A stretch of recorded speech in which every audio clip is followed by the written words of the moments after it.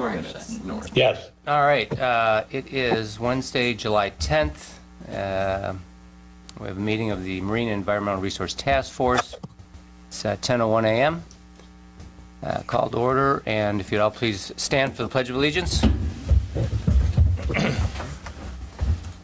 I pledge allegiance to the flag of the United States of America and to the republic for which it stands, one nation, under God, one nation, under God, indivisible, with liberty and justice for all. Oh my God. Got a good view of it. All right, 7:10, 24. And we will now conduct roll call. So let's start with those online. Dave Nussbaum here. Bill Altoff here. Okay, 2 members joining from Zoom. Rose Larkin, present. Robert Howell, present. Steve Johnson, present. Mary Rose Spalletta, present. Chad Schutz, environmental staff. Very good. All right, so do we have a motion to approve the agenda? So moved. Second. Okay. Motion by Spalletta, second by Nussbaum. Is there a motion to approve the previous meeting minutes? So moved. So moved. I had just one Second. question. All righty, we've got a question, discussion? Question is Blair Witherington a male or female? Male? Okay, then my question withdrawn. I was just checking because it says Mr. later on, and I was like, okay. Okay, good. Thought it was a typo.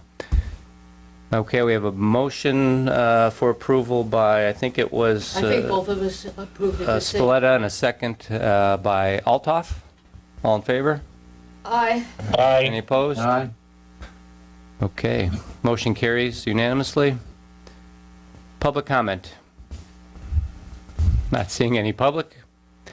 We will move to current items, and the first item is a Sea Grant. And I believe Liaison Schutz has placed that on the agenda, so you can get us started. Sure. So, as y'all know, Dr. Savarese from FGCU, as well as Chris Daly, I believe his name is working on resiliency experiments for the beach. They've been mapping the elevations of the beach with LiDAR, and we'll use that data to run coastal models to basically measure resiliency of different factors. And they put it to staff to give some input on different scenarios that the community would like to see run to test, resiliency of, say, berms, vegetation, armoring, green and gray infrastructure combinations, etc. So I wanted to just bounce that off of y'all and see if there's any input y'all had on different beach management scenarios that y'all would like to see modeled in this effort by the FGCU faculty. How does that work, Chad? Is it a plane that goes over, or a drone, or what's As far as the mechanism? LiDAR, they Yeah. are measuring the elevation with a LiDAR sensor on a drone, yes. On a drone? So we should see them going up and down the beach? They've been here. They come here in 1 or 2 day sequences. So just recognizing Councilman King is attending the meeting for the minutes. And I apologize, I was getting an update on the budget. No worries. You didn't miss much. Do you have any? Do you have a list of the scenarios they're already running? Like I'm sure they have like current sea level rise type things and those type of scenarios already. Is there a list of ones they're already doing? I can get some further details. What staff put to them was there is the coastal protection armoring idea that came from Margaritaville for the downtown area. So running that model with and without. Use the microphone. I'm all right. Jacob says use the microphone. I'm all right. Any better, Jacob? All right. So, some of the scenarios that staff put there to Dr. Savarese was to look at the armoring, as well as to we have some scenarios where the entire engineer design hasn't been built out. So looking at different resiliency effects or effects on resiliency from segments of the beach that won't necessarily receive the entire engineer design beach construction versus those that will, and looking at also the impacts of vegetation and specifically if we could get to the resolution of having that 10-foot managed beach zone versus not, and just discussing those scenarios. Gotcha. Okay. Chad, can I ask, is this a grant that we have to apply for? Or is it something that they are doing, and is there any cost to the town? So the C grant is a grant that FGCU pursued and asked the town if they wanted to participate. Several other municipalities are also participating, including Sanibel, I believe Collier County as well. But I can take a look at the list of that for you. And as far as cost to the town, it's just the soft cost of staff time, which is relatively small. And what will it tell us? This study will tell us which parts of the beach get the strongest impact from a storm. Is that it? No, you're measuring resiliency. So that was one of the questions I had. So you're measuring what is the effect on resiliency. So what are you using to gauge resiliency? And my understanding is looking at different surge levels and I guess when does the overwash occur with those effects. So if you have a 2-foot dune versus a 5-foot dune, what is that resiliency effect? Some of that is obvious, but you can also start to factor in, costs of different resiliency measures. So if you're looking, that old coastal management study that we have from, I think it was 2014, where they looked at a similar type of scenario, or not similar, but same idea, where they looked at coastal armoring versus a renourishment versus not doing anything at all, and looked at the effects of that on in effect resiliency. And I think the finding of that study was that they found that armoring and renourishment had similar effects on resiliency, but renourishment was a lot cheaper and easier to permit than coastal armoring. That makes it. Will there be like a video then that you can look at and see what happens if you have the armoring versus what happens if you have a taller dune? Or it's just we have to. I don't think that's necessarily in the scope. I think it's more data. It's database driven. So you're going to they've created an algorithm that is going to have inputs for vegetation, and having vegetation at a certain height has a certain effect on wave action, and then that dissipation of wave action has a certain effect on inundation behind the dune. How cool is that? And are there certain sites on the beach like where they're doing that specifically? I think it's beach wide, and whenever Dr. Savarese was here, I think he called out certain different areas where the beach has fairly full dunes versus unvegetated areas versus relatively skinnier sections of the beach. So Hotspots. Yeah. When will this be done?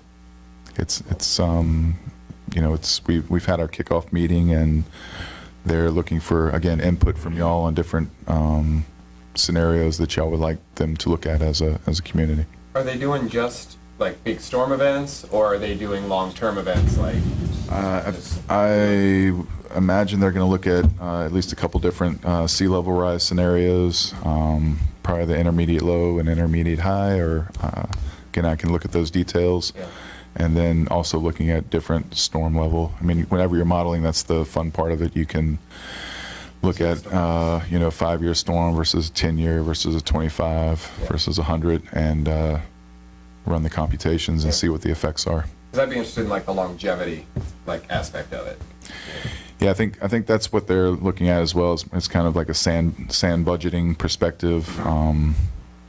Like how much more What are we looking at? Yeah. Okay. Yeah. Yeah. Is it possible for them to actually take our renourishment plan and sort of overlay, I mean, just to look at the dune heights, the managed beach zones, the openings in the managed beach zones, that for people that aren't, signing easements, and just what that effect would be, and perhaps I think that's to help that's part of it. convince people to. I don't know if they can get to the resolution of like property resolution. There's a certain limitation on what kind of resolution you can get, but they will be looking at as So you could look again, at larger increments to say, Right. and can they estimate actually, or potential damage that could occur? I mean, if right. So again, you're going to look that's at subjective, I would suppose. well, you're going to look at like wave force. I'm not sure exactly what variables they have in the model, but I imagine wave force. Surge levels, the things that cause that Scouring, too. damage, so they can, I mean, they have that. amount of erosion could be, one of the inputs. Erosion with vegetation and erosion without. Again, I don't know the particulars on the variables that they're looking at, but we can dive into that with them and ask. Right. Does it have the depth to evaluate upland properties too, and things like that, to say if, what the inundation potentially would be for the surge? I doubt it, because then if you're looking at upland properties, you're going to have to look at, what kind of construction was used and what is the strength of that construction, and that's so variable between different structures. I don't. And this doesn't include any type of elevation, like island elevation data? Yeah, it definitely includes It does. elevation. Yeah. So, so my thoughts were, is if, X size surge comes through and we have this potential armoring, whatever it might be, a dune or no dune, is it able to measure the length of the inundation? Meaning, will it go all the way to the bay? Will it, based on? I don't think it. I think it's more towards the beach side, but I can ask. I remember them saying, because I don't think they did LiDAR that far back. I think they just Right, mostly that's covered like the around only Estero question. Boulevard. Right, from Estero to the Yeah. water, edge of the water. Chad, historically, have they done this in the past? And obviously, if they did it pre-Ian, do they have data that shows, that what they were projecting actually came to pass? I think they're going to do some hindcasting and test the model that way with what data they have. I don't know if they had the entire island pre-Ian. There may have been some gaps in the data along the beach, but that's one of the exercises of modeling to test your model is, you have the data and you have an event, and does your model match what happened in the past, so to speak? Is that what you're asking? Yes. So I imagine that's one of the things they're going to be looking at, just to test the robustness of their model, or accuracy and precision of their model. Okay. And Chad, I think you've answered this, but will this modeling and armoring per se, with the beach renourishment, will you model different primary dune heights? Yeah, that was one of the asks. If we're looking at just what we have right now is around 6 foot NAVD, where the berm is still intact, and again, looking at how, if the dune is allowed to get to, say, maybe 8 NAVD, or if it just goes down to 4 NAVD, what are the predicted outcomes on resiliency, storm surge and wave action into the island. Okay, now that's, I assume what you were just talking about was the emergency berm that was put in. Yes, sir. What I'm referring to is once the nourishment project is completed, and that's the one up at where we're adding 150 feet of new beach. That's what I'm calling the primary dune up there, closer to the wave action. Can you model different various heights of what would be considered a primary dune at that point, closer to the water's edge? Not the emergency berm that was just put in. Right. Yeah, they're going to be looking at the engineered beach design, which is what you're referring to. They'll be looking at that and consider that into their model for sure. We're not going to be modeling what is where the beach is at now. We're going to be modeling, or they would be modeling where the beach is going to be. And my understanding is they'll probably run a LiDAR after the construction's complete to get that data and see where we're at, and then again, that's part of the exercise. You take the data, storm event happens, take data again, and then run the model on the previous beach configuration, and does your model match what the storm actually did to the beach? And that's how you tweak your model to get it more accurate. Okay. All right. Thank you. Did they provide any examples maybe of what the other participating communities are doing, or have asked them, or? No, but I can ask, or maybe they did, but I'll follow up with that. Also, can you comment a little bit more about the staff's recommendation of the coast, the coastal protection and the armoring? You had said that's up around sort of Margaritaville, Times Square, I'm guessing. Mm-hmm. What? Yeah, it's an armoring proposal that came in front of town, I guess, some years ago, whenever Margaritaville was first being contemplated. And So regarding sort of the boardwalk, that when they were talking about the seawall and yeah, it's like wave attenuation walls, basically, that you would have some boardwalk area and some wave attenuation walls in front of there that similar to what you see in other coastal communities. You'll see them on the East Coast, where they're not really doing much until that storm surge comes up and kind of breaks up that wave action. I mean, obviously the water's going to come up and come over them no matter what, but breaking down that wave action to mitigate impacts to upland structures and infrastructure. Mm-hmm. And where would that be? Like where their pool is? Where It would be in I think it was for the downtown area in the more the Times Square area? yes, ma'am. Oh. And this would be away, obviously, from the edge of the water. It'd be up near, closer to the property Oh, I see. Oh, for storm events. to picture it. Take a field trip and check it out. So yeah, if y'all have any suggestions, I'll try and address y'all's questions. I know Dr. Savarese and his colleague are in France right now, and but I will follow up with your questions and probably just send out an email. And if y'all have any ideas, just email me, and we'll push it along to Dr. Savarese. Thanks for bringing it. Thank you, good. Yep. Thank you, Chad. Y'all are welcome. Good job. Good job. Any other questions or comments on the Sea Grant topic? Community engagement, I don't know.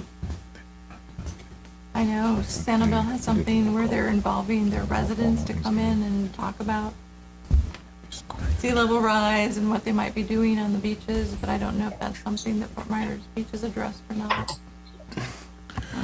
Sorry, I missed that. And just the community engagement part, which is their task 3, is to involve the community. So I was just curious as to what Fort Myers Beach has been doing or is planning on doing towards that part. For the Sea Grant study. Mm-hmm. So, I mean, this is certainly part of it. It's out in the public. I imagine we'll get feedback. And then I think whenever we start getting some results and have a story to tell, having a workshop or whatever you want to call a meeting where the public's invited and having some education with regards to different things we can do to improve the resiliency of our beach.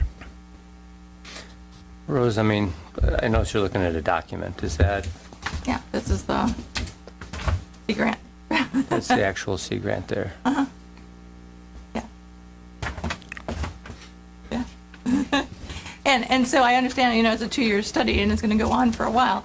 But that one portion of it is the community engagement. And I just know that our next door neighbor, Sanibel, is starting to already do that. So I was just kind of trying to figure out where we were at with that process. You said it's a 2-year thing? Is that that's from beginning to completion? Yes. Not just an understanding of, Yes. okay. So it's begun. We're in the first year? We are in, yes. And that document's available just online? Yes. On the town website? Is that part of the, Oh, that's a tough one. I have the website at the bottom. I'm going to take a picture. yeah, Where did you get it, Rose? I don't know. I had it at the last meeting. It was probably something that either Dr. Savis or This was Sea Grant, Florida, right? yeah, I looked Yes. online and I just saw Is that what it- sort of an Yeah, that's what I can overview. look. It's just Sea Grant, Florida. Okay. And it has what they've done in the past. It has what. But it did has that what one they're sounds like, working is that on. specific for this, this Savarese project though? yes. His specific grant? Yes, it actually has the names of the exact people involved with it. Are Yes. you familiar with this? Have you seen it, Chad? Yeah, I'm sure I have. I'm not exactly sure what The names of the she has people there, on the but research team are there. Yeah, can we get a link to it or something? sure. At the bottom, you can take a picture of the website that it came That's what we'll from. do, yeah. I'll Yeah. find it. That's the camera. Got it. I can text it to you. Yeah, please do. Oh, It sounds like just what we need. I'm anxious Well, to it'd be read it. nice to have the, yeah, we could have the background. Miss Rose, can you, Yeah. you don't mind passing that just so I can see what we're talking about? Mm-hmm. Thank you. And it has a timeline in the back and who's responsible for what and, Yep. Yep, no worries. and it's from Cayo Costa down to Naples. That's the focus area, anyway, for that.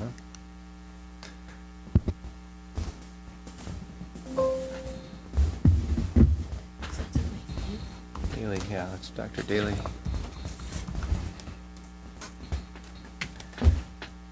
Okay. Any other comments, questions on the agenda item? Hearing none, we can go to the next, Mr. Chair, point of order. Yep. I apologize for not being here. I got update on the budget. Did you make a motion to approve these two zooming in? Oh, no, actually, we did not. Can we go ahead and do that? Yeah, why don't we go ahead and do that? All right, I'll make a motion that David Nussbaum and Bill Adderhope are in attendance. By Zoom. Second. Okay. Anybody opposed? I don't know. I wish we were all here. I can understand how people are away now and then, but it becomes difficult to have meetings when people aren't here. That's just my comment. Okay. Any objections to the motion? Hearing none, motion carries unanimously. Thank you. Welcome to the meeting, gentlemen. Officially. Officially, that's right. Let's dot the i's, cross the t's here. Okay, let's move along then. Second item on the agenda is the Community Foundation donation. And unfortunately, Jennifer is not here, and I know she was sort of quarterback in that effort. I would say wait till she's here. I think the question at hand was. Never mind. I did have one suggestion, though, for only a small portion of that. And that is, in the previous town hall, there used to be a display that was an upright floor stand that revolved, and you could put different pamphlets and Right. brochures in it, and it was wonderful. And now that the Murph pop-up tent is not always up and available, plus it's, so anyway, for $202, basically, we can get another stand that has adjustable pockets to put in either small upright brochures or to put in full sheets of paper. And I was thinking we should at least get one of those. It would hold either 16 large pockets or 32 the small, which would help get the information out to the public when they came Have to it town available. hall. Since Murph had so many brochures and handouts. We should check with the staff though and see that they have room for it. I'm sure they'll make room. I think that'd be the big But one. they are probably cramped, with them being in these, Well, we keep temporary asking them to quarters. put things on the counter. Yeah, It's like the right. counter's now covered. It's like this would be a much smaller space that they could just put in the, it sounds like a good idea, provided they will use it. Can anybody remind me what that donation amount was again? So Ms. Russ is here from the finance department just to give an update. Oh, okay. Yeah, I think she's going to be here to talk about the expenditure for the coloring book. Oh, okay. You need that approved in the minutes for Gotcha. the check to be cut. Yeah. Sure, if you would please, and Good morning. I'm Good Sherry morning. Russ from the Finance Department. You had just asked about the amount of the Community Foundation donation. yeah, I just. You actually have two. 3,500. Oh. You had one from June of '23. That was for $5,000, and there's 4,629 of that left. You also had another Community Foundation donation of June of this year for $3,500, and you have all of that left. Okay. So you have a total of donation amount, as of right now, of $12,829 left. Wow. And then I do have the estimate for the coloring book, which I can address either now or later. Let's do that now. I Okay. suppose, yeah. So I got the updated estimate from Jennifer in Panther Printing yesterday. And I know she said that you guys approved $10,000 or 10,000 copies, but I wanted the financial amount to be in the minutes as well, just so that you know how much their cost per copy. So the cost per copy is going to be 52 cents for a total of $5,280.80, and that's with shipping. And so then that will bring your donation amount that you have available to you to be $7,548.74. Okay. Okay. Very good. Okay. Thank you, Sherry. Okay. Minus this, right? Minus the stamp. So where does that leave us with the activity book? I mean, that basically, do we need to, They just needed it on the minutes. on the minutes, of course, but So we've it'll already take a motion. pre-approved, yeah? So it'll take a motion so you can get that check. I motion to approve it and to move forward with getting it, right? So I motion that we use those funds to print the activity book. I'll second that. Okay. Motion from Ranger Rapp and a second by Mary Rose. Any objections? Hearing none, the motion carries unanimously, so will Jennifer, you'll take care, all right, Sherry, thank you. Thank you. Thanks, Sherry. Efficiency, we just love that. She knew right when to come in. Right, She was watching. Yeah. wonderful. Okay, so that leaves essentially roughly $7,000, and I think the agenda item was to discuss what we can, ideas for that donation. I actually have an idea that I've been wanting to, so I would really like to start a Let's stand. education outreach program. Great, tell us all about it. So I would like to work directly with, as if the teachers at the schools don't have enough to do, but I would like to work directly with the teachers.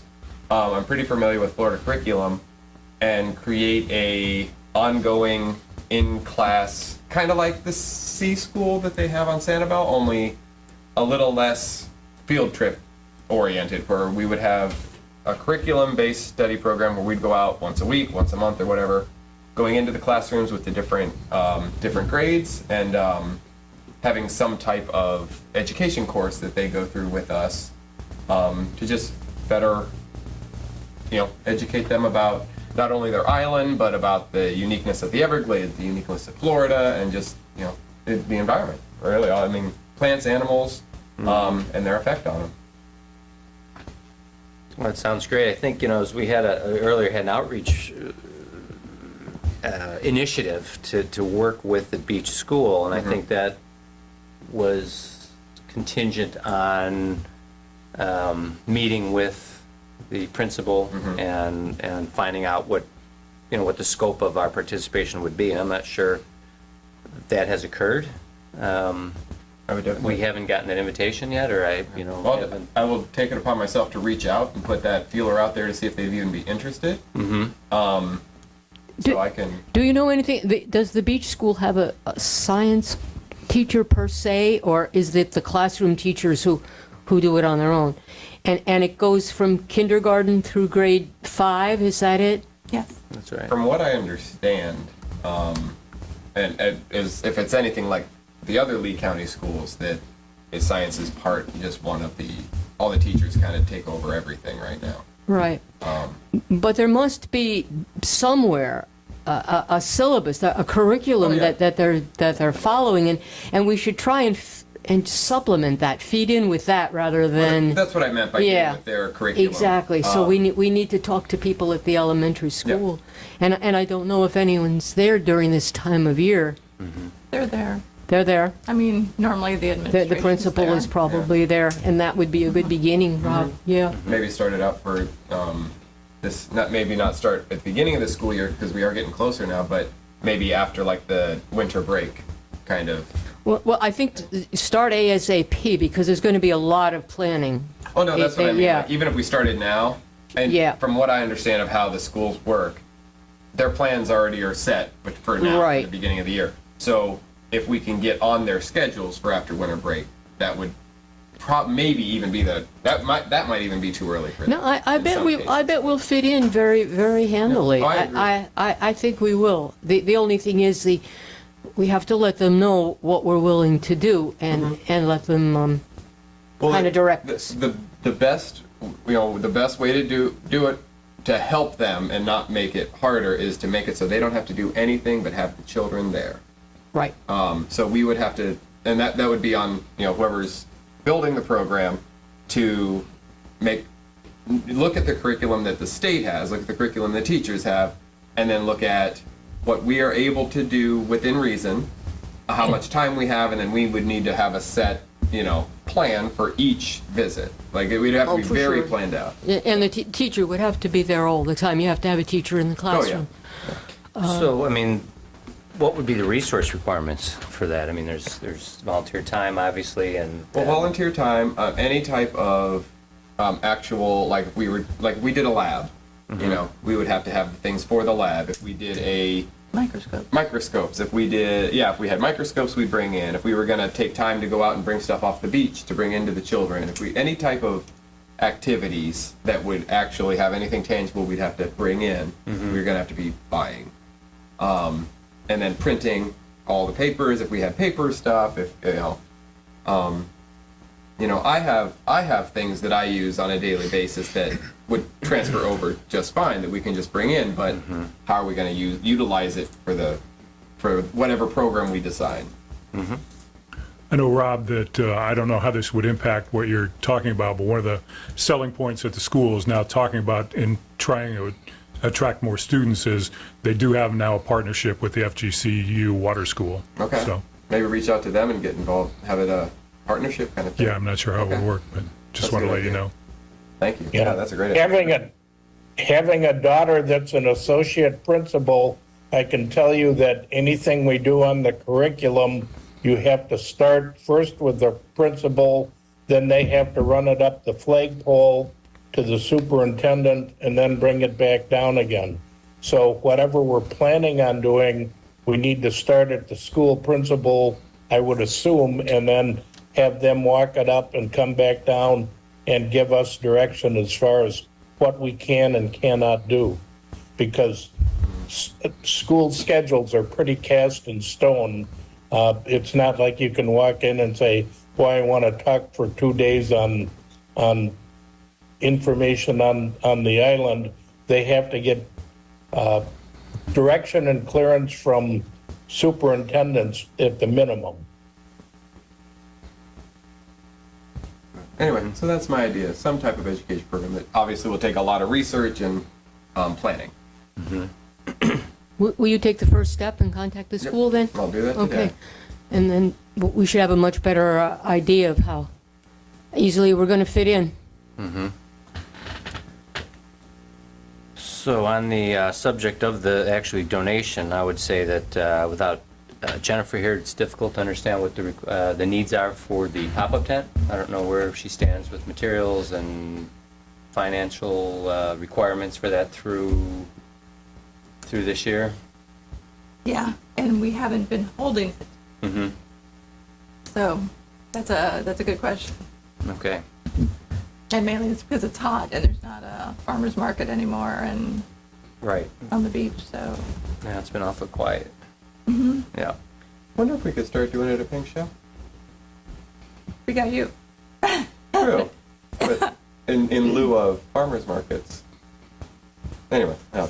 Yeah, but it's trying to get information out to the locals as well as just the tourists. So that was my idea of the stand here, but Good yeah. call. Yeah. So. Well, I have this other thought about spending some of our money. It seems to me we have a dearth of deciduous trees on our island. Everybody is planting palms. So my first question would be, which deciduous trees are strong enough to live on this beach? And what would be a good way to get people to plant them? Well, and we have lists, and that was actually Jennifer's suggestion last month, was to possibly help with resilience of Right. vegetation on the island with the money that was just donated. Would it be too outrageous to just purchase trees and then give them away for free to locals? And you have some kind of a contest, right? You know, just write in that you have a place to put this tree, where you would put it, and if we get more applicants than we have trees, we'll pull them out of a hat. And give How them much does away? a tree cost? $30? Right. We could buy a lot of it. You're making a face more? Depends how big the tree is. Exactly, right. Well, that's what we would have to decide. If we, but I'm thinking this, I'm thinking, Chad, we at might the Arbor put- Day event several years ago, those trees were large. Those were like, 20, 25-gallon pots. Those are good ones, yeah. Those had to be a couple $100-$200 a piece. Yeah, I'd have to look back to see what the budget was.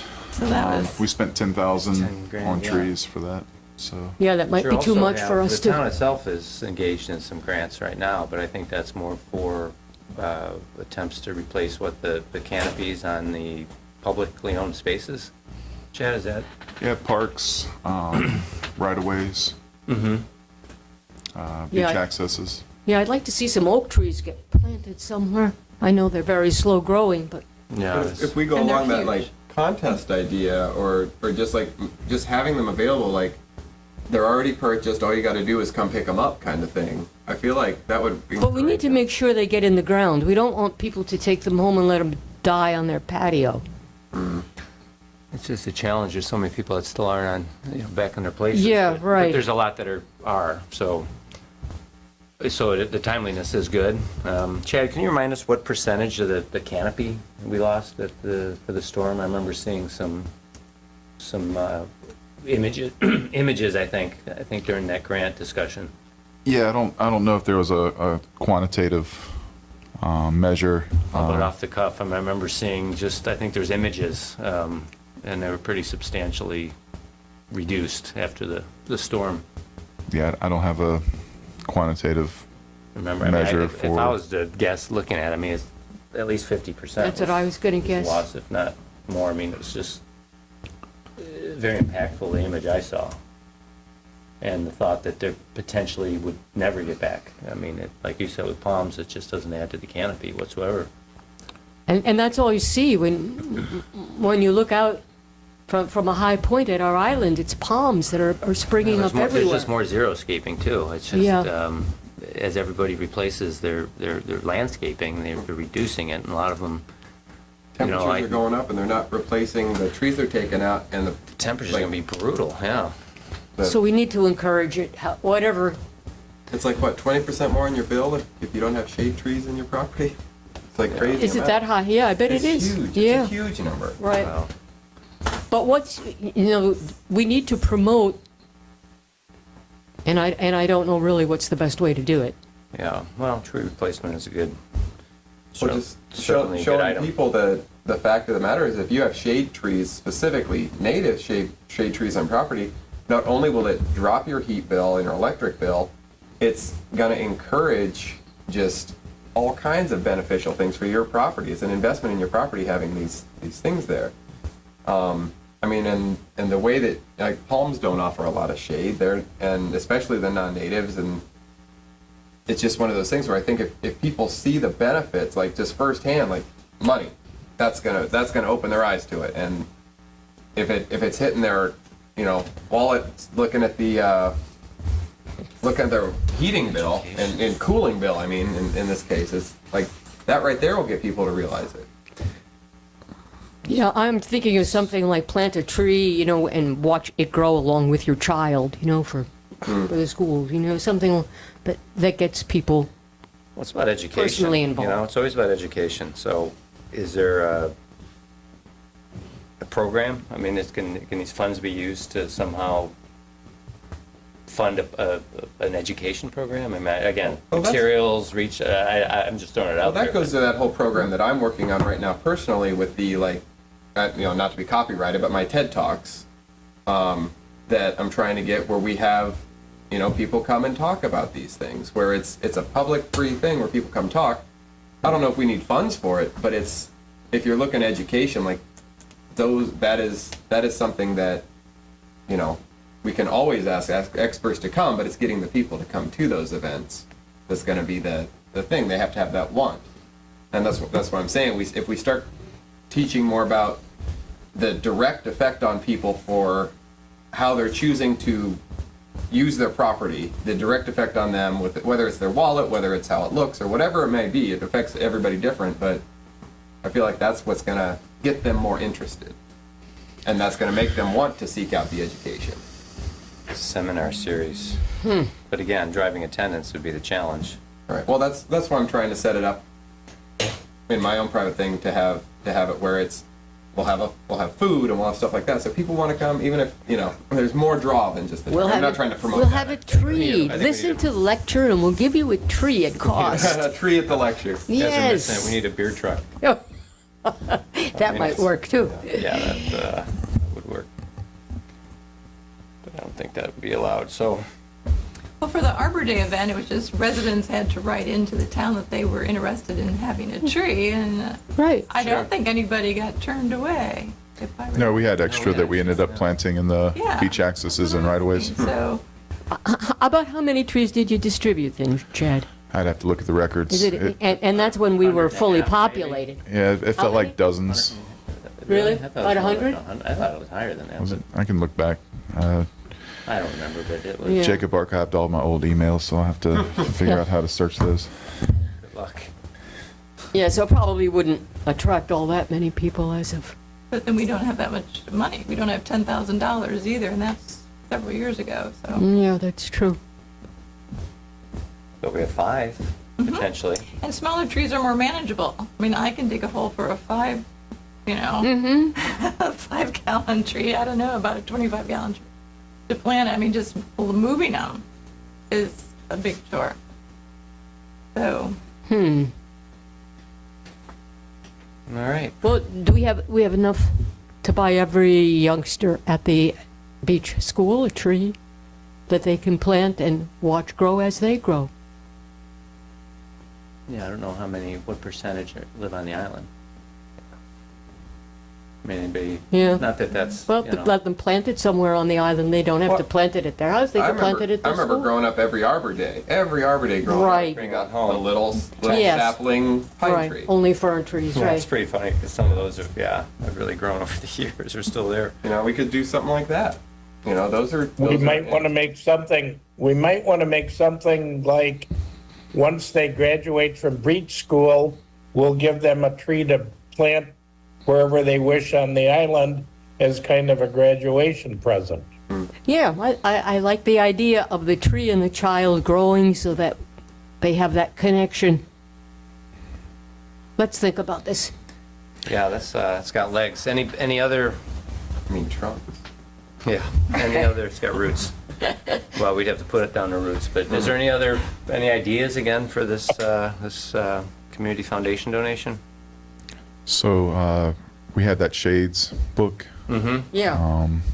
I think it probably needs to be revamped and maybe put into a more distributable form, just a brochure or trifold version, just as a kind of a mass distribution.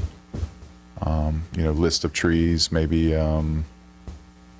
even I don't want to say preferred vendors, but places where people can actually get them, or but just revamping that publication. Right. I don't know if we want to make another book or if it's just a trifold, but that's one of the ideas for just educating Chad? the public. Yes, sir. Have you gotten any feedback from any of staff or town people regarding the success of the bucket stands at the public access that were donated to the town? Only what I've seen on Beach Talk Radio Facebook, but I can inquire and get back to you on that, Mr. Dave. Okay, that might be another option if they're actually working and successful. We may want to expand that. I know they were donated, but may wish to include another stand at another beach access. Yeah, I mean, we looked into that before, and I can't really recall exactly what the recommendations were. I think 2 were installed, one at Avenue E near the beach bar, and I think there's No, one I in think Connecticut. This is But there were- years ago. years This was ago, when I we, think Bill was the Right. chair. And it was decided that they added to the refuse on the beach rather than helping to control it. they're They were installed left now. there. They're out there now. 2 of them. They are there, yeah. Yeah. There's one in Connecticut, I think, also. Okay, that's where the other one's at. Yeah, there was one bucket on it the other morning I saw. I don't know where the other buckets were. I don't know if they were being used or if they I can't had remember. I remember. disappeared. I have notes actually, probably on all. But my understanding is it is really an efficient operation. But that's just my thought. That's why I was asking Chad if he had any information or feedback from staff or any beach patrol or any of the citizens that were actually using it. Yes, sir. We'll get you some feedback on that. Thank you. And just a point of order with regards to working with the beach school, you would need a motion to bring that to council, and then council's approval to work with the beach school. Let me reach out Even to just them. to talk to them, Chad? That's my understanding Okay. from staff. So even is- for me to reach out to them to ask? Okay, why? I feel like we've done, I mean, because we were going to cooperate with them, maybe we've been through that. I'm mean- just a messenger, just letting you know. Right. Just to save face, let's just. Well, no, let's bring it up and Yeah, let's. bring it back up again. I mean, Sure. that's- If I'm the one doing it, am I allowed to make the motion to? Yeah. Okay, well, I motion that we start talks with Beach School to potentially have a curriculum with them, an ongoing education program. I'll second that. Any opposition? Any objections? No. Hearing none, the motion No. carries unanimously. So we will communicate that when they get back in session. So I don't reach out till we hear from. Permission from council's needed, yes. Okay. So, I'll wait. Yeah, I mean, I would hope it would be Is, over. is that something, would it put you at any, if we hear about them before the next meeting, that you could let me know? Or is it gonna be their next meeting that they'll talk about it? They resume in August, I think? August. So, Okay. yeah. Just due to how they work at the school, is there any way we could get an answer from them before that, or no? From the city council? No, okay, no worries. It'll be August 5th is the first meeting. Okay. Right. Yeah, we just have no way to communicate because of sunshine laws and things like that. Gotcha. Yeah. Make a note here.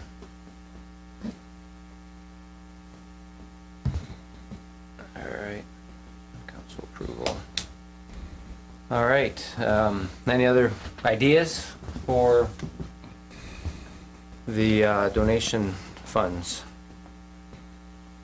I mean, I would expect maybe we'd bring it up again, and Oh, while definitely. Jennifer is here, I'm sure would have a lot of input potentially on this.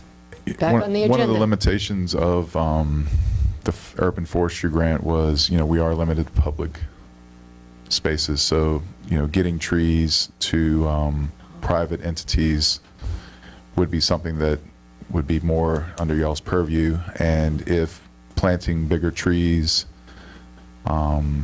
in private residences is a challenge, maybe equipment and an operator, rental for a day or whatever, could also be something, that would solve that challenge of restoring that canopy quicker. Just shooting from the hip. Save you a lot of digging, spade work. Yep, just excavator and, a truck that's bringing the trees around.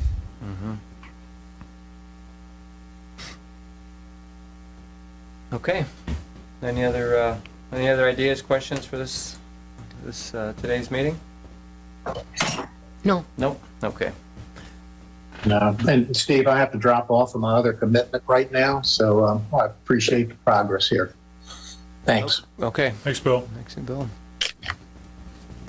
All right, we'll move to the last agenda item for today, and that's the mangrove protections. I think that has been on our initiative list for a while, and can be brought up for discussion today. Maybe I can frame the reasons why it was originally on our initiative list.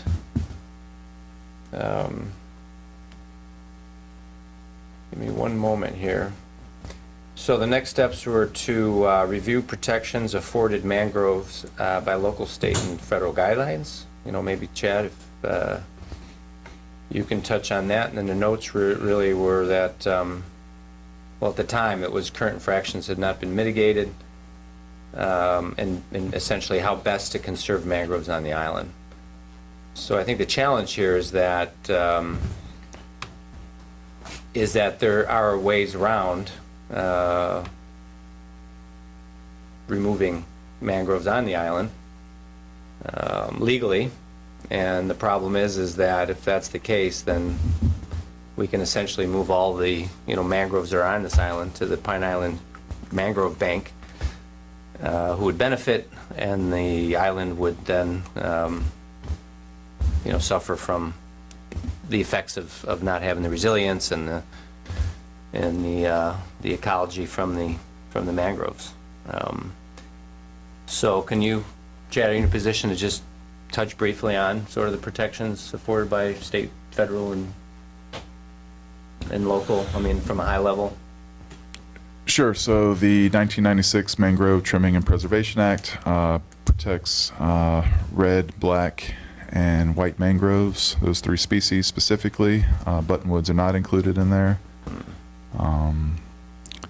So those are protected by the state. They're, it's a fairly lengthy article,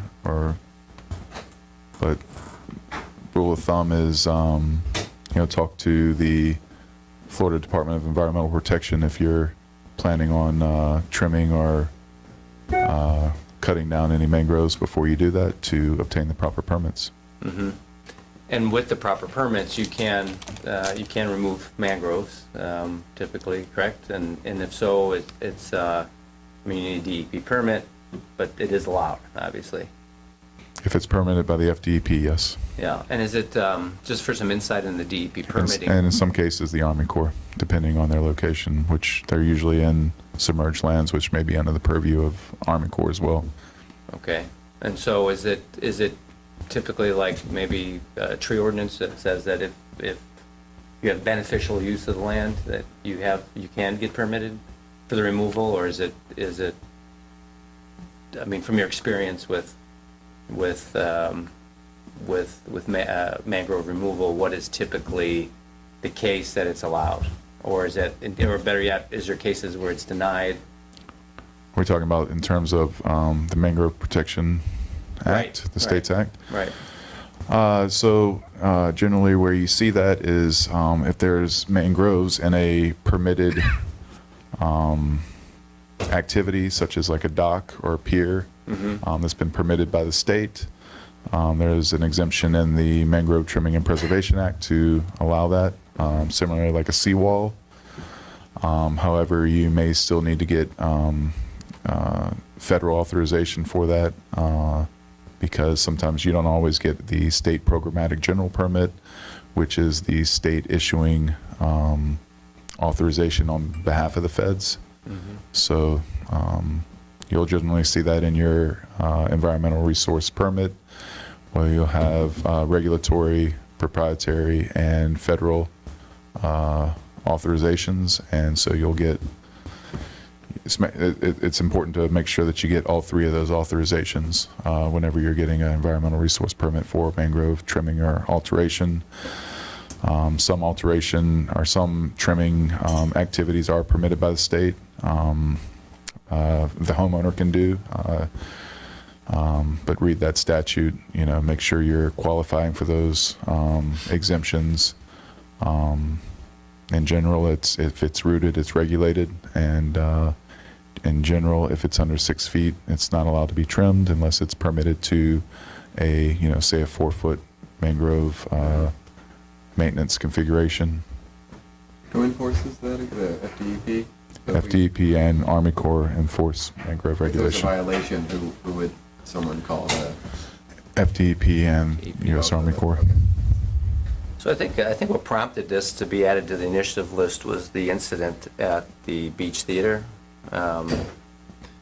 where they were cleared out, and I think that's what sort of, again, prompted us to have it on the initiative list, was that I don't know where that's at. I think the sequence of events was simply that over a weekend, all the mangroves were removed from that property, including some town property, I think. And the result was a fine. Potentially, I don't know if they also had to pay to the Pine Island Bank, but in the end, even though they didn't have a permit, they were successful in removing them. And I don't know if there was a requirement to replant any. But again, what would prevent that just from happening, island-wide, potentially during redevelopment of the island? And is there some way that we could prevent that? So it's sort of like, don't ask, do it, and then just, there is a way out. So, I mean, somebody could come and buy all the properties and plant mangroves. I'm sorry, I didn't. These look on both sides. Like, well, You can. I mean, you're asking what could prevent it. If you bought the property, you can plant mangroves on it. Right, but that's not, I don't know if Well, that I don't was think being it's just an facetious or what, but I don't think it's an island problem. It's a whole it's just a problem that if a fine is the only repercussion for breaking the law, for some people it's just legal with a price. That's just Well, how it is. that's I think that's the point of this, and so how is there? Could we look at this to say, is there a way to prevent it? Well, who gets the fine? So who is it? The property owner? Is it the developer? Who gets the actual fine In when this case, both did. this happens? In this case, I think. both. Chad, how big is the fine? From the state, I would need to review that. Usually that's in a consent order. Yeah, has that? That particular. Since we're using that just as a case in point, has that been resolved, or is that still under? God, it seems like a lifetime ago. So I would need to review to see where we're at. I know that they resolved the issue on their property and presented FDEP with a a restoration plan, and I believe we have a restoration plan for the town property as well. I can review it. I honestly haven't looked at it in months, if Yeah, not over. I just remember what had happened. I remember Right. the contractor and the owner itself got, I think, a Yeah. $5,000 fine apiece. I'm not sure who levied that fine, whether it was the town or the It- state agency. Yeah, it did go to code. However, since then, we've received advice from the attorney that we are preempted from regulating mangroves by the state statute. So, If we even wanted to change the penalty, it would be on the state level. It wouldn't even be a local thing, right? right, there is, in the 1996 Mangrove Trimming and Preservation Act, there is a provision for delegating mangrove regulation to local authorities. And there are criteria that need to be met for that delegation to occur. I mean, the only way I would So it's see, not preempted It is preempted unless it's delegated. unless it's delegated. the only way I could see stopping something like this is instead of going after the specific developer, going after the company that they hire to do the problem, to lose their business license or something.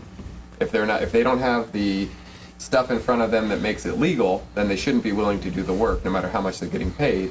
So if we threaten their livelihood of taking away their business license, then they won't be willing to do it, so then the developer would have to go about it legally. But that's gonna take a lot of work. Yeah, it's beyond our it's our beyond scope, us. of But, course. but there's that's my also point. My SB2. point is just like, it is the way that it is right now, unless somebody's willing to. Contractors are regulated by DBPR, so, if they're, theoretically, if they're doing something illegal under their contracting license, that could be reported to DBPR, Yeah. and as well as should be reported to FDEP. So instead of going after the developers, start paying more attention to the companies they're hiring to do the illegal work. Again, so with regards to the beach theater, they obtained a permit for a seawall. So that is it's a permitted activity that exempts them from, or allow them to, alter those mangroves, even though it was after the fact. Right, had they not, they could have received a permit to do it, is the point. On the front end, that's the way it should be done, just permitted on the front end and obtain state and federal authorization, Right. and then they can, pay the mitigation. I understand the concerns about the whole mitigation process, but that is the process we have with the state. Yeah, has that property been mitigated? I mean, I haven't looked at it yeah, I don't think again so. in I don't months. think there's any sediment fence or anything there, actually. But I can't, I could be wrong. I haven't revisited that for a long time, so So there's no requirement for them to replant mangroves there, Chad, Again, on any level? I believe they presented a restoration plan to FDEP. And it may include replanting of mangroves? And the rest, correct. I believe that was in their ERP. I would need to take a look at it. Now, would that be because it's a requirement, or are they doing it just for aesthetics, or? They are doing that on their own volition. I believe they proposed that in their ERP. That affected town property as well, correct? Or was it private property, or? Yeah, so the town property is a different story, and that's something that would need to be restored. But again, that's going to be up to FDEP to enforce that. So can the town really can't put any restrictions on what's happening with mangroves then? Is that? We are where preempted by the 1996 Mangrove Trimming and Preservation Act unless we are delegated by the state for that authority. And currently, I mean, even under SB 250, we couldn't put anything together anyway, correct? For a year anyway. I'm not sure. I'm not Yeah. legally competent to make that advice, but an example would be Sanibel is delegated to regulate mangroves. Is that We'd have to look into Is it. that something that we feel would be of benefit to the island to pursue, to make a recommendation to pursue? I mean, it would be a benefit to protect the mangroves, yes, but Well, that's the idea. I mean, I would want to see, have someone look into what Sanibel did to get to that point, to see if it would even be something that the town would be willing to do. I mean, no one needs to look into it. It's in the 1996 Mangrove Trimming and Preservation Act as to what's required to apply. To make that, okay. And if we did receive the authority of delegation, what would that afford the town? We're essentially doing DEP's job for them. So it's just additional resources, additional personnel, additional money. Is it? But it would benefit our beach. It would be we who are preserving our Can beach. you put in more stringent requirements, potentially make it more punitive if that's what? You would still be operating under the 1996 Mangrove Trimming and Preservation Act. Mm. Is my So it's just a understanding. clear delegation saying you're allowed to do what we're allowed to do. That's my understanding. Okay. It's, whatever the statute says. I mean, I think they should look into it. If it's something that everybody would be on, at least to see if the council If- would be interested in I don't know if even it's doing it. well, I think we need to look into it some more, because if it's just simply a transfer of the responsibility, then it's just a cost. We're transferring a cost from the state to the town. But would we also get additional resources once we have that new responsibility to do that? I don't think From the state? That's not what Chad said. No. No, No. Well, that's what I'm saying. I don't know if it's No. a win-win, or is it just where we just have more responsibility and more cost? Well, you have. It sounds what to me like we're picking up more responsibility and they're transferring the responsibility and the cost to us, and we have no more control than we have today.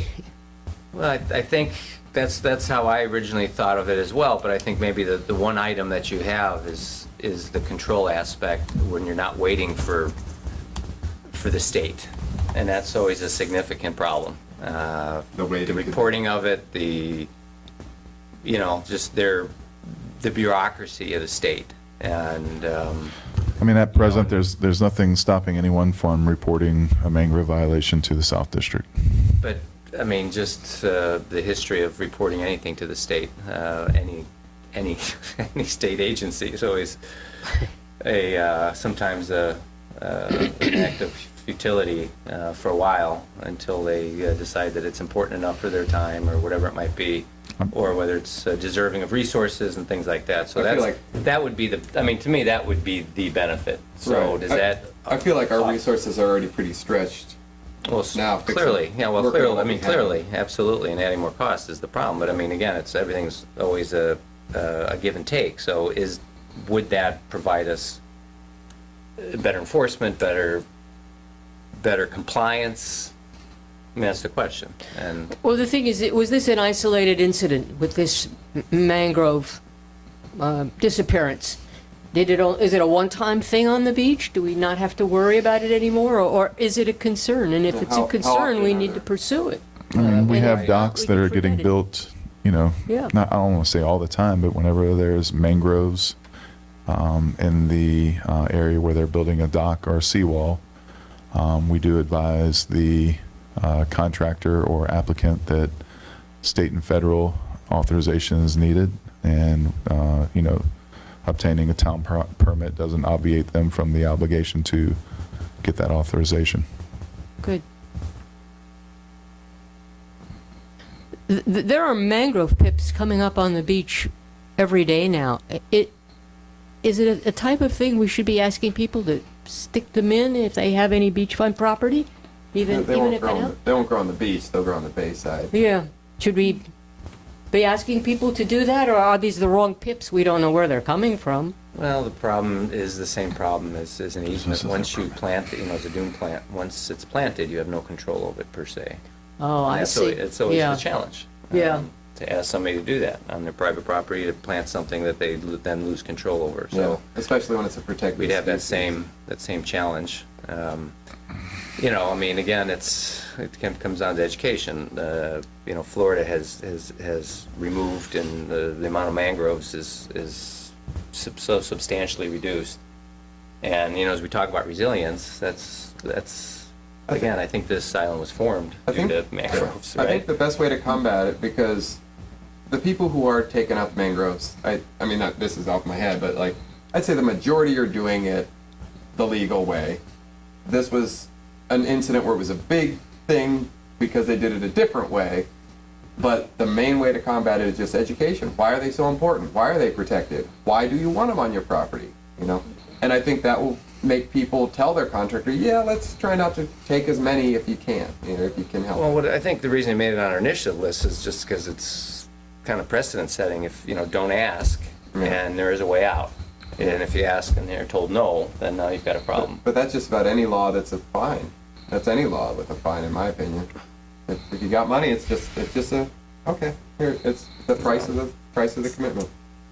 Better to ask for forgiveness than permission. Yeah. You're right. I wish I had the money to break that's some laws. So that's essentially why I made our initiative list. Is there in fact some barrier that we can Ranger Rob says. we can construct to just to prevent it? Because Will that be a TED Talk? Yeah, that'll be my first one. You have the money to break the laws. Chad, See, we the don't problem- issue any, Chad, we don't issue any dock or seawall permit that involves an area with mangroves without first making sure they have the appropriate state and federal permits. Is that correct? Well, let me just say it like this. I don't hold up a permit just because they haven't obtained their state and federal, but I do condition it saying they're not permitted to commence that permit until they've obtained state and federal permits. So if they, Well- I will issue their permit, or I will review their environmental and say, hey, you know, there's mangroves here. I don't see any state and federal authorization for the removal of these mangroves. You are not permitted to commence until you've obtained those authorizations. And if they commence without those authorizations, they're in violation of their town permit. Does that make sense? Okay. Yes. My understanding is we're not allowed, or we shouldn't be holding up permits for other agencies.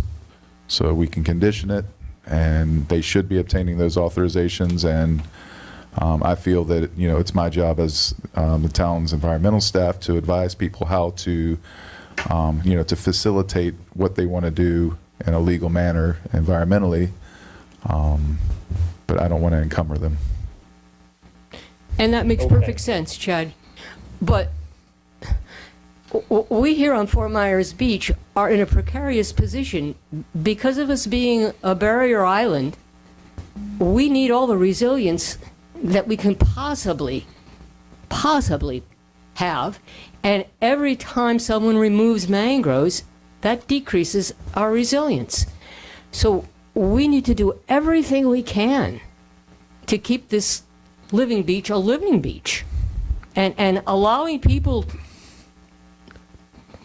to do evil things, and I'm saying evil because to cut down mangroves when you don't have to is not a good thing to do. And it puts our island at risk. Well, And that's my point. It's your purview to advise town council, and you can advise town council when these developments are coming to them that, you know, mangroves are a priority, and making their waterfront properties as resilient as possible, and including that in their development orders is your advice as Marine Resource Task Force members. Point well taken. There's some beautiful properties that have mangroves that are on the water where they trim them to the 3 feet Yes. above sea level, but they leave the main trunk growing, and then they let the canopy grow. Yes. And they have that little window. And I think showing that option to more Yes. people, not a lot of people know about that option. Showing that might Yeah, be we're a back to good- education again because Exactly. it's such a vital point, and it's vital Yeah. to this living beach. You talk about resiliency of the island. The resiliency is going to come from our people understanding what they have right in front of them and want to fight to protect it as strongly as we are, in a way that they understand what they have. Not a lot of people, like, it's the education. They don't understand why these things are important. They think, oh, we're tree huggers and we just want Right. to save the trees, but it's deeper than that. And like you said, it all comes to the resiliency of the island is going to come from its people, and you know that's where I'm at. for the watching audience, Chad, can you explain Sure. what these are that you just handed us, these public documents? Yeah, so the committee had a question with regards to what 4148, or sorry, Estero 4148 LLC, which was the owner at the time that the Beach Theater mangroves were impacted. So I looked up the state permit and printed out the proposed site plans, site view, and a cross-section of how they propose to mitigate those impacts. And that's FDP stamp plan. The permit number is, Lord, let me look it up on my computer. My eyesight's going. So, but just the initial view here shows that there will be a mangrove corridor between the seawall cap and the fixed wooden dock. So it's the proposed site plans for environmental resource permit 432565. And yes, they installed a mangrove habitat in between the dock and the seawall. That's terrific. I'm assuming that'll be trimmed down, so it doesn't benefit the residents down the canal, but, I mean, that's certainly positive. If you're looking at sheet 6, it has the dock, then the mangroves, then the seawall. Yeah. What's on the left side of that seawall? Is that that whole mangrove forest there? Parking. Parking. Yeah, just that little strip of mangroves. That one little one is. Yeah, I mean, I've seen this Yeah. in practice before. I mean, it's, I think it's actually, if you look at, Fishtail Marina has some mangroves between their floating docks and their seawall. Which is a good look. They're trimmed down, of course, but again, it provides some benefit. Since you printed on sheet 5 of 6, on the, I don't know, the right-hand side, which would be the north, I would say the north. I don't see a Top right. top right. Oh, it's south then. But am I looking at this correct? See, well, here's the parking. Here's this. So yes, so the area to the left along the road, that was the town property? Yeah, I looked that up. I didn't see anything, so I'll have to follow up with FDP. I don't see any records on that violation, so I can follow up and see where they're at on that. I know FDP compliance is always overloaded, and well, I shouldn't say that. I don't know, but I will follow up with them. Good.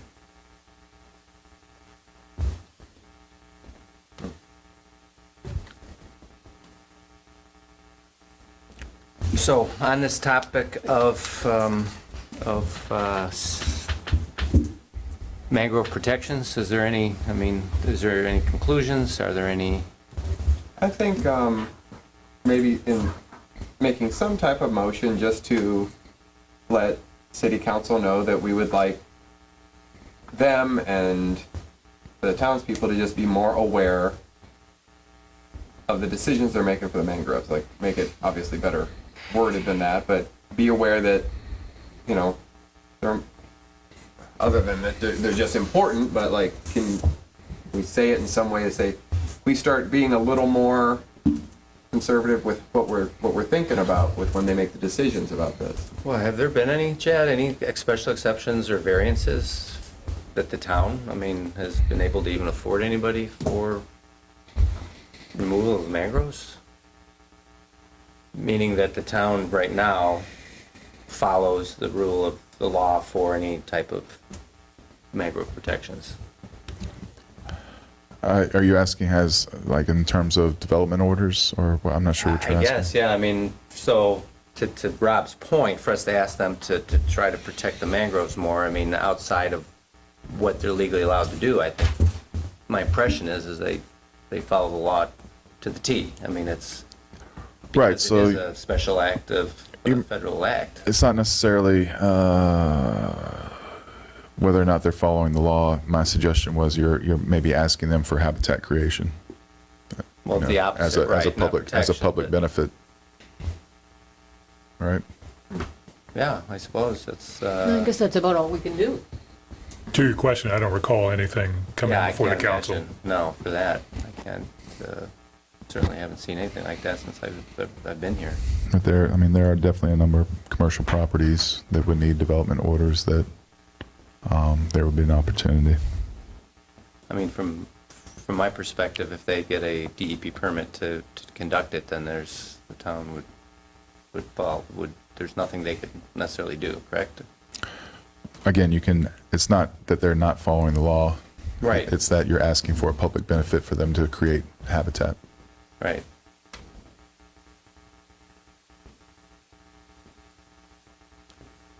Yeah, that's definitely something we should do. If Sure, that's all yeah, we I mean, can do, how, let's do it. somebody wanna, wordsmith a motion here. My motions haven't been very worded well today. It's all right. I can tweak them a little bit usually, there's Chad a has- motion and then there's the color commentary that follows with it, but We need Chad's verbiage, he's right. And he knows exactly what to say. well, you got it, Chad. That's what the camera does. So, let me just give this, I'll give it a shot. For at all possible. So I would make a motion that we would make a recommendation to town council to afford every protection for mangroves within our town limits, and to also seek every opportunity to receive community benefits by propagating mangrove communities in any instance that it's possible. I mean, is that, That's the idea, I'd second it. But let's, for discussion? yeah. Any discussion? Not really discussion. I'm just thinking like, if somebody applies to get mangroves taken out to put in a dock or a boat ramp or something. Hypothetically, boat ramps 10 feet wide. They got 20 feet of mangroves. They don't need to take out all 20 feet to put in what they need to do. So maybe just having contractors being mindful of only taking what they need for the projects that they're permitted for. So that's in the Mangrove Yeah. Trimming Preservation Act. You're only allowed a reasonable amount of, if you're doing a 4 foot wide, 5 foot wide dock, you're going to, maybe 6 feet. And I apologize for my ignorance to that document. I want No to get need to more. apologize, yeah. Okay. I mean, the other side of this is, you're telling people, on their private property, so you're asking them, they want to do something above and beyond, asking for a variance and asking for a public benefit. There's also properties under town control where there's opportunities to create habitat as well, but that's a little bit off this motion right now. Could we add that? Is that off topic to add to the motion that we look at some of those properties to create area? It's y'all's motion. Yeah, I guess that's for everybody. Well, I mean, the second part, I can't really remember exactly what I said, but I think that was to afford every opportunity to add, as a community benefit, the propagation of mangroves. I mean, that's what you were talking about, correct, Chad? I mean, obviously, there's large Yeah, you can leave it broad or you can make it specific. CPDs, LDOs, and so what Chad's suggesting is if it doesn't even include the destruction of mangroves, if they're actually requesting a special exception or variance for something additional, then is there a possibility to where they didn't already exist that they could So propagate them? to what you said, then just add and to look into, adding more habitat in available areas. Which where would a good place to find those available areas be? Online, or is there specific ones? I mean, there's Well, beyond the- LIPA. It has aerials of all properties, Yeah. fairly recent aerials. Google Earth. No, so you're suggesting off the actual property, Yeah. off the property that's under the request.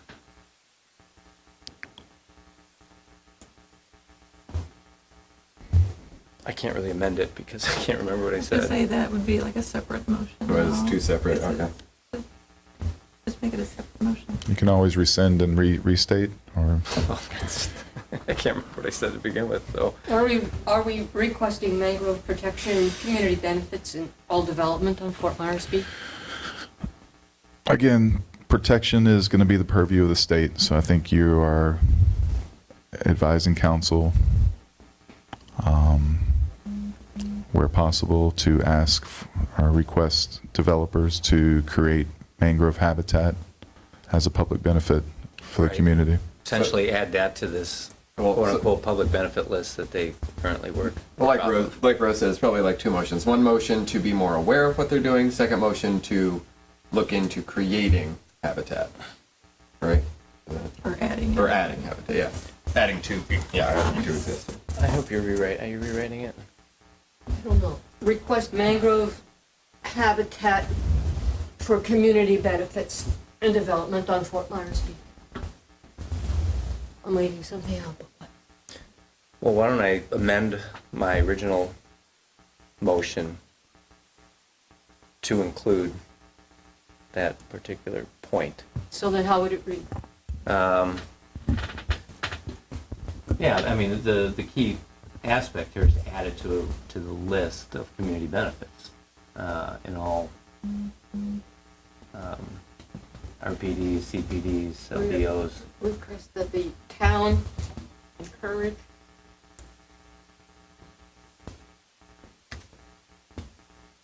Prioritize. If you want to be specific about it. Prioritize? Move it up the list of benefits. I mean, that's a true community benefit. So the town, request as a town prioritize mangroves habitat for community benefit and all development on Fort Myers Beach. I mean, do we want to be specific about community benefits for CPDs, for LDOs? Do we need to, or should we just leave it general? I think in general, sounds like it covers it to me, but Yeah, okay, so I'll just, I'll amend it by adding that, that we, in addition, that we request that the town prioritize the addition of mangrove habitat as a community benefit. In all development on Fort Myers Beach. Does that sound like it? Yes. Okay. Well, like I said, I'll review it and Yeah. make sure it's communicated properly. Yeah, I think we got it. Okay. Do we need to I'll second it. Or I re-second think- the amended? Yeah, restate it. Point of order. Yeah, we may as well. Yeah, restate it and rescind your original, propose a new one clearly and succinctly, and then vote. That's what we were trying to avoid.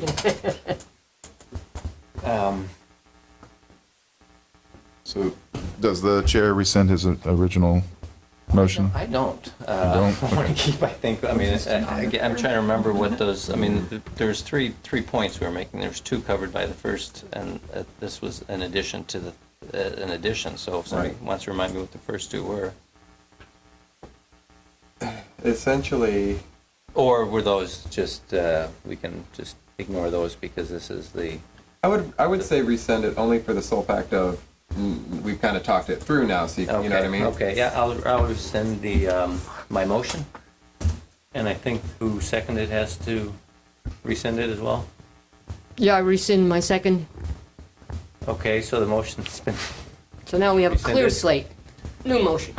all right, so, the chair will make a motion that we make a recommendation to town council to prioritize mangrove habitat propagation as a community benefit in all development on Fort Myers Beach. And that I'll second. Discussion? No more swipes at this horse? Dave, anything from No, Wisconsin? I think Okay. that covered it much better than the first one.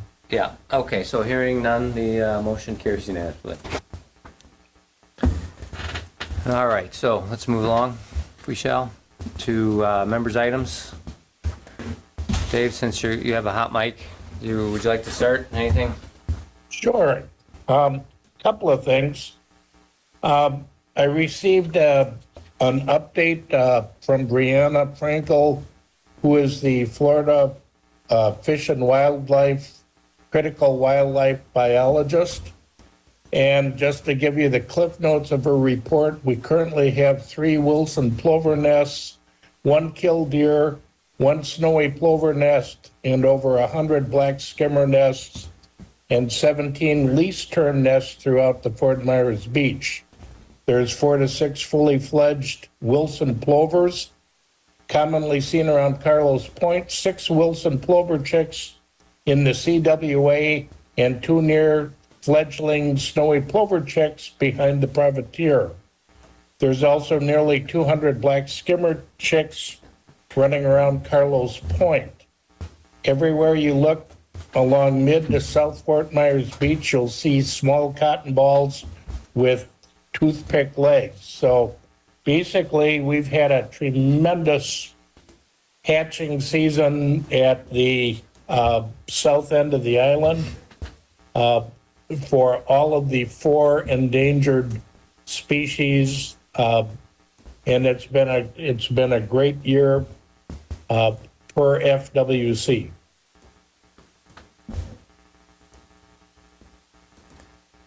Anything else? No. Thank you for that. Rose? I just have that people keep telling me that they're putting in artificial turf on property, especially on rental properties. And I wanted to remind people that it heats up, and actually that whole thing about putting in vegetation and trees allows less money to be spent on air conditioning, while artificial turf increases money to be spent on air conditioning, and it also breaks down into microplastics. So that's it. Okay, thank you for that, Rose. I have nothing. Rob?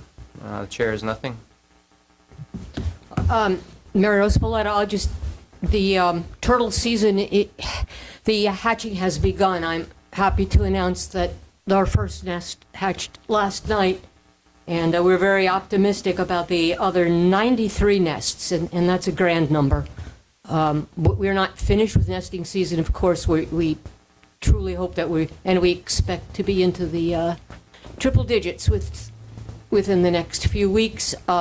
We ask people to be very cautious on the beach now, because as the hatchlings emerge and make their way to the water, they certainly can easily be disoriented. And if anyone happens to be on the beach at night, please watch for these little critters, as well as the females coming in, and never get in front of a sea turtle. If you're lucky enough to see one out there, please stay behind her and let her do her thing. Where was the hatching at The last night? hatch is at Gulf Drive. Yeah. It was nest number 2. 1, nothing as of 1 yet. I'm hoping tonight. Was that one of the relocated nests It from the was, yes. project? 2 was a relocated. Good to hear. Yep. To add to that, keep an eye out for flashlights. No flashlights Oh, on the beach. absolutely That's not. been a big thing done by me. Yep. And vehicles, Yeah. actually. Yep. We had a vehicle run through a turtle nest. No, Oh, yeah, right through it. Yeah, so that's... it wasn't fenced off. It went through No, the it was chain. staked. Yeah, it just ran over the stakes, and ran through the nest, so, Oh my goodness, that's yeah, some type That's of disheartening. a vehicle, yeah. someone didn't see. So, I think that's it for members' reports. Next on the list here is staff update. Nothing formally to present, but the beach renourishment project has begun. They are assembling pipe from the nearshore Burr area out in the Matanzas Pass Ebshoal complex. They'll be making their way to the beach this week, so boaters beware and be cautious on the north side of the island. I believe U.S. Army Corps, or no, U.S. Coast Guard has received that notice to mariners that there is activity out there. So that should be available from them as well. We expect to start laying pipe on the beach from approximately 500 Estero Boulevard is our Monument 178. And the pipe will be starting to be laid from south to north towards Bowditch Park that week, starting next week. So there will be equipment on the beach and pipe being laid on the beach. Ramps will be constructed to allow beach access over the pipe. It will be laid near the berm, is my understanding. Once they start pumping around the 21st of July, hopefully, if everything goes according to plan, they'll be constructing the beaches from 100 Estero and taking off pipe as they construct sections and working their way back to 500 Estero. So constructing the beach from north to south. Once they reach the corridor, they'll turn the pipe around and continue pumping north to south. The rate of progress will be dependent on the the width and the volume of sand that needs to be pumped onto the beach to achieve the engineered design. So it can be 100 feet a day. It could be more in areas where less volume is required. It just depends on, again, the volume required. So we have bird monitors and turtle monitors monitoring for shorebirds and for sea turtles, and complying with all of the permit requirements from the state and U.S. Army Corps. The plan is that that pipe will continue to be laid all the way down the entire length of the project. Once we get to Lanark, the pipe will be submerged or buried below mean high water. So there won't be any private property issues going across to the south segment, and there won't be any beach access issues down there. Once the shorebirds have done their thing and nested and fledged, and we get the okay from FWC, we will begin pumping the south segment, which is probably most in need. The pier section and the south segment are both eroded to hard infrastructure. So I know the south segment is eager to get sand. That will be happening around September, as soon as we get the okay from FWC, and they will start constructing the CWA area. And hopefully we will have a new beach to ring in the new year. That's the plan. We had some exciting news that the state opened up a grant that we're going to be pursuing to hopefully reduce our local cost share. So stay tuned. Staff is going to work with our coastal engineer to take advantage of that grant as much as possible to reduce the town's cost as much as we can. So that was great news, and we sincerely thank our partners at FDEP for making that available, and the governor for signing that.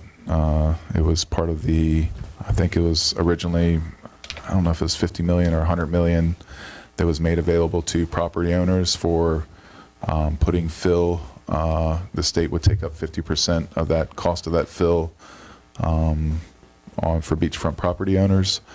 They had money left over for that, so $35 million was made available to municipalities and counties for beach projects on a first-come, first-served basis, and we are first in, best dressed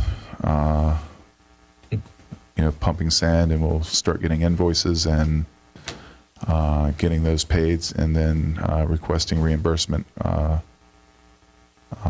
that grant. So very exciting, great news for the town, and a lot happening. Did you say it's starting on the 21st? For the actual putting sand on the beach, yes, sir. So, Starting on a Sunday?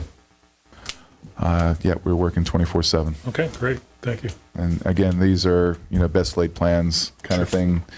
We can, storms, equipment delays, anything can happen. So bear with us, but Atna's committed to doing a great job on time. Great, thank you. Yes, sir. You're welcome. So then when a section is done, can those property owners then plant vegetation?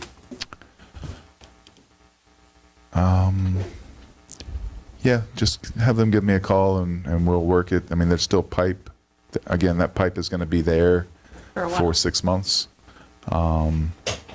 We have talked about doing the north section and some south areas sooner than later, and getting those, getting what plantings we can get done and putting out an RFP for that. So that's the plan. Okay, because I know there's a shortage of dune vegetation plants available. Shortage of vegetation, shortage so- of sand. To start somewhere would be good. All right.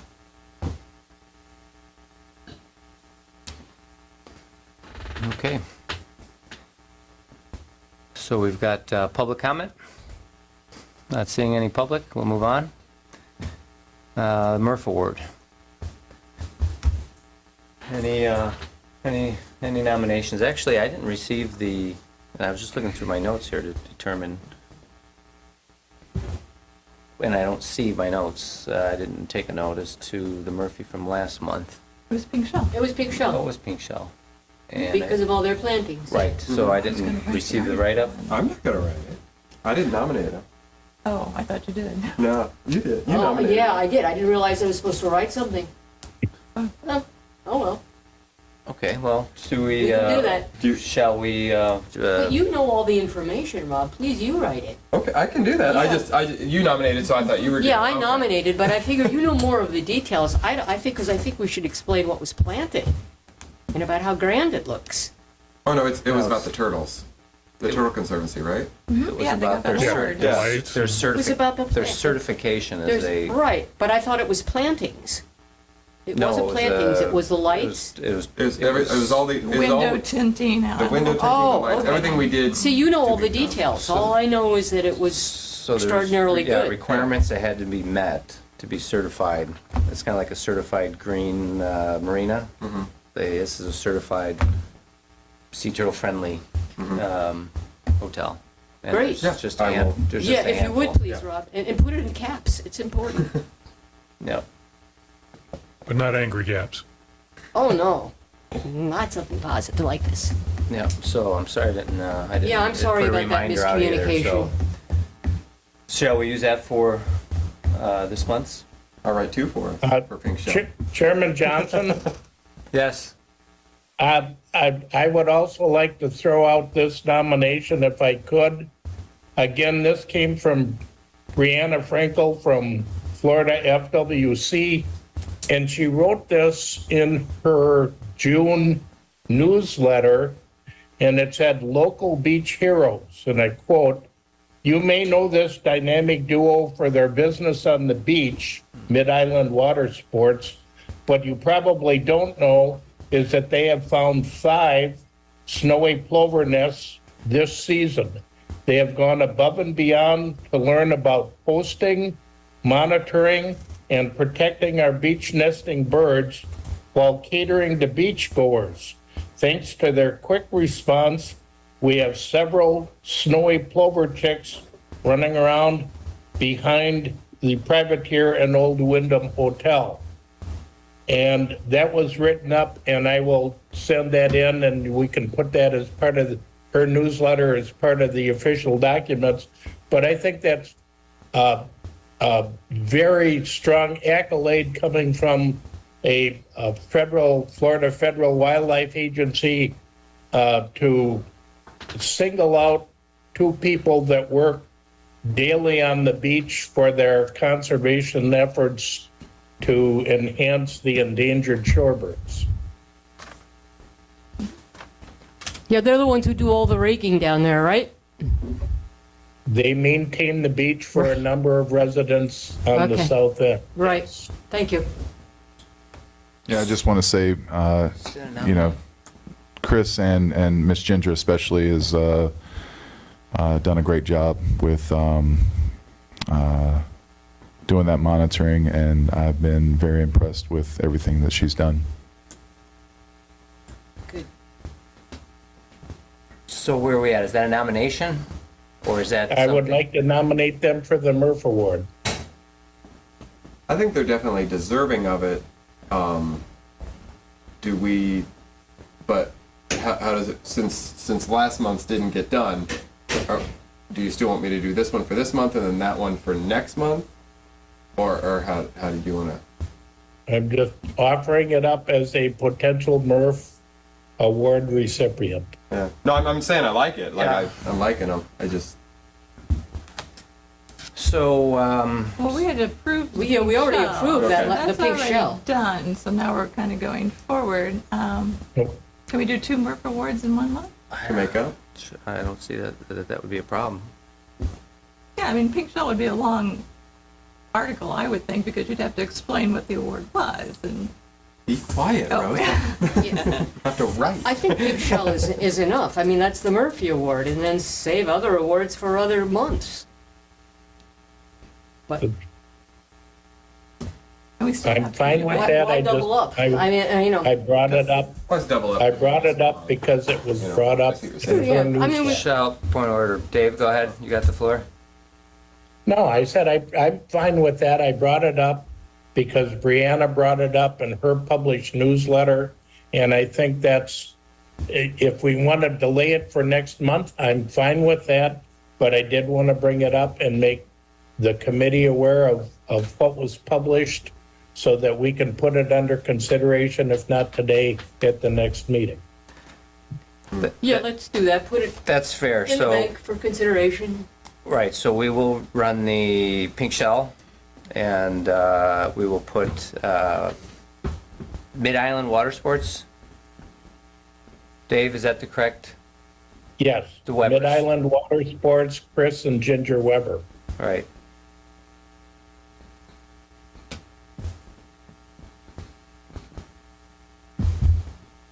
Got it. Water sports, Webbers. Okay. So on the list also, Dave, you, I believe, are for the Shoreline Spotlight. You are due. Okay. Rob is on deck. And Jennifer's in the hole. Any questions? No? Okay. I do have one kind of comment on how we're handling the beach spotlight. Now that we have a full-time communications director with the town of Fort Myers Beach, would it make more sense to write up the article and give it to our communications director so that she can distribute it to any and all publications that are out there, so that we're not just singling out one publication, but it's coming out as a point from the committee of Fort Myers Beach. Previous to Nicole's position, Jenny Dexter, when submissions were sent, they were sent to both Jenny Dexter and myself for town approval. And I would suggest that if the PIO feels like it would benefit sharing that article, I don't see how that would prevent her from doing so.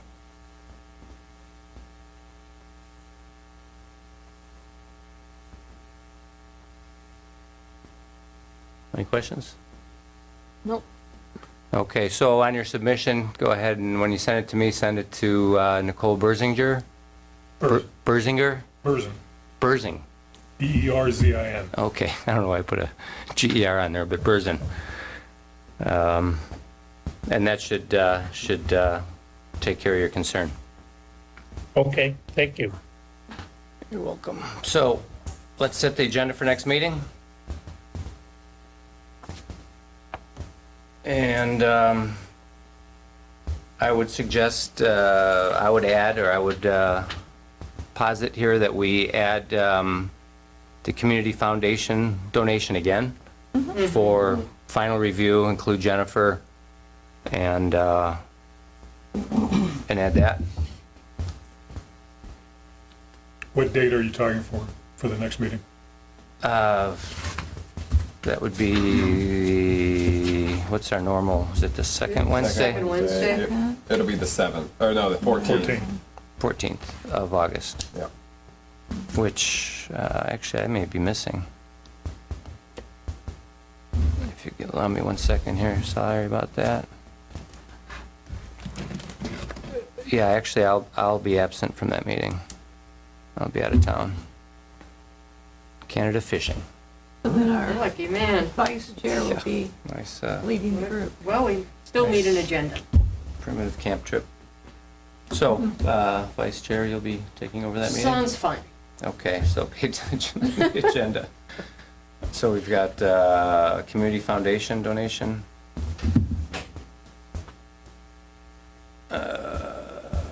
Donation, and if I was to look here, we're actually running through our initiative list.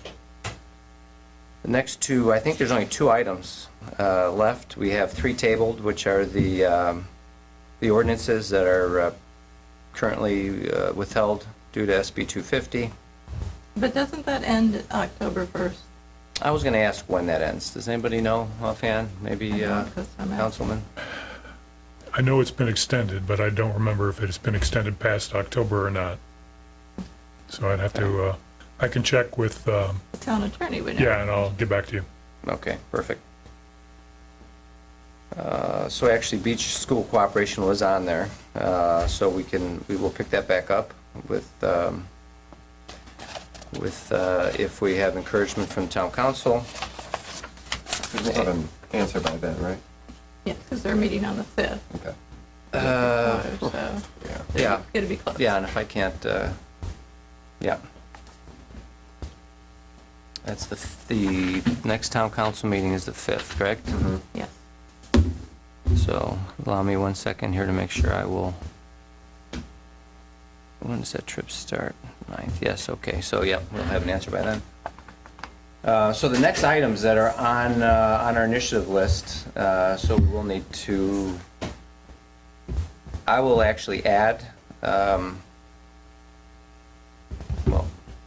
I'll add initiative list to the next agenda, if you'd like to begin working on that. But the last 2 items here on our list here is number 9 and number 10. Number 9 is private sand placement for temporary berm during sea turtle nesting season, which was added to the list. And following that was prop guards, to revisit that topic. Also, now that we've kind of finalized about the activity book, that we're getting those printed and everything, are we going to discuss that for like the reveal of the activity book? We can add that, Add that if on you'd there? like to. Yeah, actually, yeah, that may have been on the last one. Actually, should have been potentially on today's, but Yeah, what is the time frame for the Donation. printing? We should have Yeah, we should have. asked. it was not on our agenda for today. But they should still have one, have one to reveal it before they even, if they kind of, Right, it would certainly, yeah, certainly the final update, and Yeah. so we can, that would be fine. Activity book, I don't expect that to be long. So we have community foundation donation, activity book. Shall we add private sand placement for temporary berm during sea turtle nesting season? Discussion? It's on our list. I know Dave has a lot, like He was, yeah.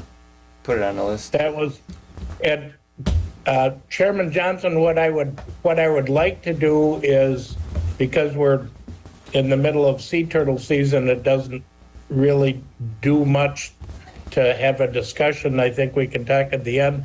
What I would like to do is see if there's any room on the agenda, and I don't want to talk, Counselor King, I don't want to use up any town resources, but in light of the Chevron case that was decided by the Supreme Court, I think it would be interesting to see, if our town's attorney had any take on that regarding how it has an impact or not an impact on Fort Myers Beach and the agencies that are regulating Fort Myers Beach, like FWC and FDEP.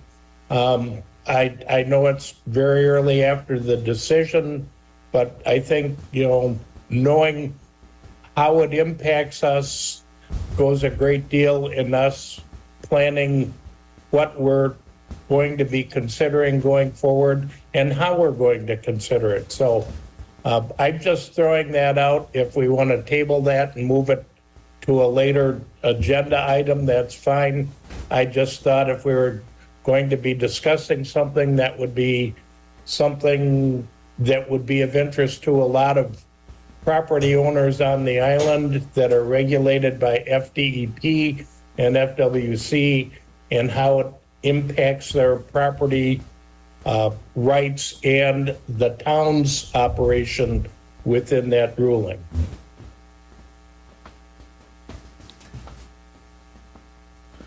So we can extend an invitation to the Yeah, that's contingent Town- on the town lawyer to come and talk. town attorney. I mean, is that something that would be an issue with requesting her attendance at our next meeting for that purpose? I don't think it should be an issue, no. Yeah, I don't know that it has to be the next meeting, but at a meeting that's convenient for her, or they, whoever it is. Okay, so I guess, why don't we put the request out, Dave, and see if, by the next meeting, if we have a date, as whether she could meet us in August or whether it be September. So at her earliest convenience, is that acceptable? So that would be great. I think it's important, the information we all should hear. Mm-hmm. No, that's good. And then we might want to still look at the Sea Grant, because that's 6 months into it. August would be the 7th month into it, out of their 2-year plan. So they'll be 25% into their research. Yeah, we should have some more information on it by then. We don't get a chance to look at this. Right. Yeah, they got Yeah, their little Chad timeline, they'll have all kinds of stuff. Suggested we do it individually, but you can certainly bring it up again, and now that you can digest it, we'll get a copy of that. And what he was looking for us was for requests for modeling, so we can add that as well. And I'd say just up front here, these 4 items, to repeat: community foundation donation, activity book, the Chevron Supreme Court decision, and Sea Grant would fill out a meeting. Easily. Oh, Everybody concur? Yes. Yes. All right, is there a motion to accept next month's agenda? So moved. So Okay, second? second? Second? Discussion, objections? Okay, motion carries unanimously. So, I would entertain a motion I move to adjourn. to adjourn. I mean, I think that we Second. have it all. Okay, We're good. do I have a second? second. Dave seconded? All right, so, Yeah. any objections? I just, let me go grab a Discussion? I think I have a couple more. Motion carries unanimously. Meeting adjourned, Thank you all. 11:59. 60 seconds. Sure, thank you. Yeah, well, I looked up there and it's 12.